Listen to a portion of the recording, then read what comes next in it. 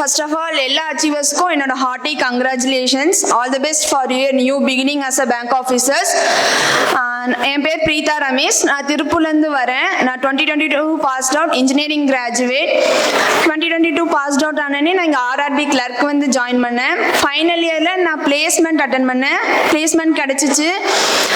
Training போனேன். ஆனால் எனக்கு இன்ட்ரெஸ்ட் இல்லை.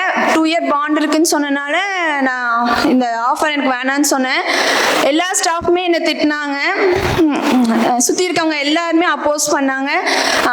இந்த ஜாபோட வேல்யூ உனக்கு தெரியல, ஒரு பொண்ணாக இருக்கனால நான் ஈஸியாக அந்த ஜாபை தூக்கி போட்டுட்டு போகிறேன், வெளியில் போய் உன்னால் ஒரு வேலை வாங்கிட முடியுமான்னு கேட்டாங்க.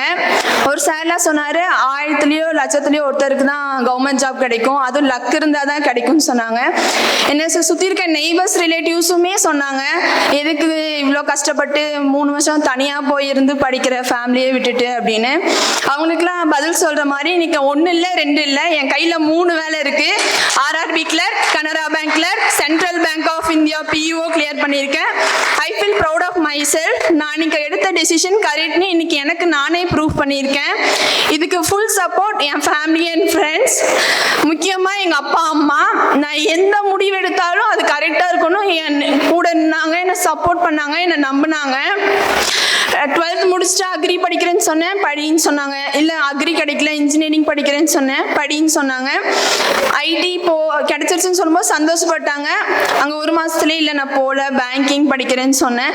சரி படின்னு சொன்னாங்க. அதுக்கப்புறம் நான் தூத்துக்குடி தான் போய் படிப்பேன்னு சொன்னாங்க.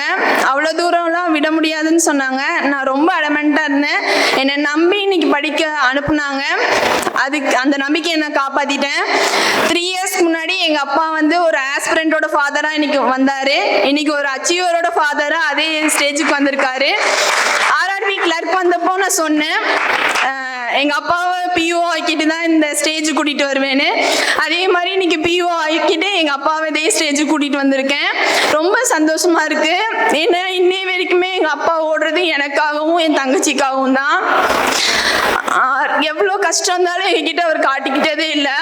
ஈஸ் மை எவ்ரி திங், என் ரோல் மாடல், என் வெல்விஷர், என் காட் ஃபாதர், என் ஹீரோ. அவரை எல்லாத்துக்கு முன்னாடியும் பெருமைப்படுத்திட்டு நினைக்கும் போது ரொம்ப சந்தோஷமா இருக்கு. எங்கள் அம்மா வந்து எனக்கு ரொம்ப சப்போர்ட். யார் எதை பற்றி சொன்னாலும் கண்டுக்கவே மாட்டாங்க. எனக்கு தெரியும், நீ படி, நான் உனக்கு சப்போர்ட்டாக இருப்பேன் அப்படின்னு சொல்லுவேன். என் சிஸ்டரும் அப்படி தான். நான் என்ன புலம்புனாலும் கேட்டுட்டு, நான் டிமோட்டிவேட்டாக இருக்கும்போது உன்னால் முடியும், மற்றவங்க சொல்கிறதெல்லாம் காதில் வாங்கிக்காத, எங்களுக்கு தெரியும் உன்னை பற்றி, நீ படின்னு எனக்கு ரொம்ப சப்போர்ட்டிவாக இருப்பா. அதுக்கப்புறம் என் ஃப்ரெண்ட்ஸ், என் காலேஜ் ஃப்ரெண்ட்ஸ் நித்யா ரஞ்சினி, அப்போலேருந்து இப்போ வரைக்குமே எனக்கு ரொம்ப சப்போர்ட்டிவாக இருப்பாங்க. என்னோட எல்லா அப்ஸ் அண்ட் டவுன்ஸ்லேயும் என் கூட இருந்திருக்காங்க. அப்புறம் இங்கே கிடைச்ச இன்ஸ்டியூட் ஃப்ரெண்ட், ரொம்ப சின்ன சர்க்கிள், ஆனால் எனக்கு இன்னொரு ஃபேமிலினே சொல்லலாம். என்னை அவ்வளோ கம்ஃபர்டபுளாக பார்த்துக்கிட்டாங்க. அவங்களுக்கு ரொம்ப ரொம்ப பெரிய தேங்க்ஸ்.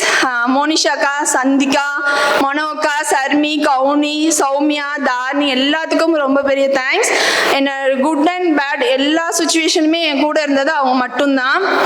அப்புறம் எல்லாத்துக்கும் மேலே ரொம்ப சப்போர்ட்டிவாக இருந்தது எங்கள் பாட்டி, எங்கள் மாமா. அவங்க எனக்கு இன்னொரு அப்பா அம்மா மாதிரி. ரொம்ப எனக்கு என் மேலே நம்பிக்கை வச்சுருந்தாங்க. எங்கள் அப்பா அம்மாவுக்கு அப்புறம் என் மேலே ரொம்ப நம்பிக்கை வச்சுருந்தது அவங்க தான். இன்னைக்கு என்னோட அச்சீவ்மெண்ட்ல என்னை விட அதிகமாக சந்தோஷமாக இருக்கிறது அவங்க தான். அவங்களால இன்னைக்கு வர முடியல, ஆனால் இதை பார்த்தா ரொம்ப சந்தோஷப்படுவாங்க. ரொம்ப சந்தோஷமாக இருக்குது. அப்புறம் சுகேஷ் சாருக்கும் இந்த இன்ஸ்டியூட்டுக்கும் ரொம்ப ரொம்ப பெரிய தேங்க்ஸ். ராஜா சாருக்கும் ரொம்ப ரொம்ப பெரிய தேங்க்ஸ். ஏன்னா இன்னைக்கு நான் பிஓவாக இருக்கிறதுக்கு முக்கியமான காரணம் அவர் தான்.